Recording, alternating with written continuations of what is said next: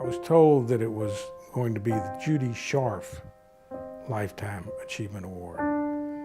And in my particular case, that's very appropriate because Judy Scharff, this wonderful, wonderful woman, was the reason that I got involved in Planned Parenthood in the first place.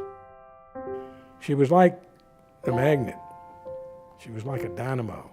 Everything about her being was just always present in the atmosphere around Planned Parenthood.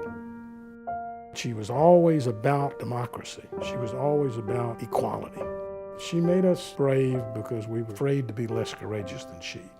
There was something magical about Judy Scharff in her ability to bring people together to work on a cause together. And I think that included Eddie, and I know it included me. She made Planned Parenthood in Memphis really very special, and she made it happen. I was at a cocktail party at her house, as I recall, and she grabbed me by the lapels and she said, "Eddie, it's about time you did something meaningful in your life, other than chase after women." I think in my case, the contribution that they were looking for was to have a lawyer on the board. I was a young lawyer, just beginning my practice here in Memphis. When I arrived in 1971, we did educational services only. We did not do medical services. We added contraceptive services between 1971 and 1973.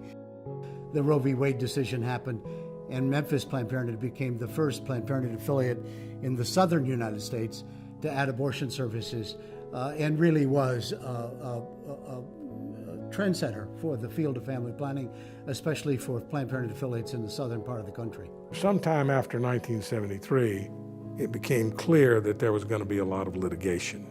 So I went off the board, but continued as legal counsel, I and members of my law firm. We at Planned Parenthood in Memphis were attempting to get Title X money in 1972, 1973, and we had been denied. Health and Human Services sent a person in from the regional office in Atlanta, came to Memphis on short notice, invited us to attend a meeting, Eddie and I.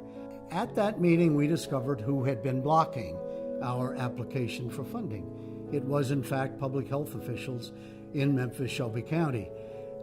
When that was revealed, the federal officer fairly quickly said that that would not stand in the way of our receiving funding. But then he paused and said, "But I understand that you're preparing to offer abortion services.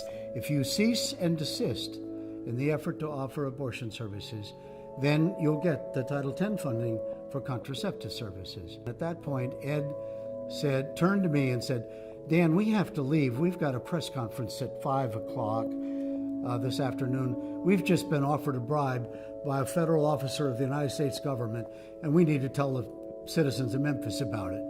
We got up and walked out of the room, and as we left the room, I said, as we just after the door closed, I said, "That was brilliant, Eddie."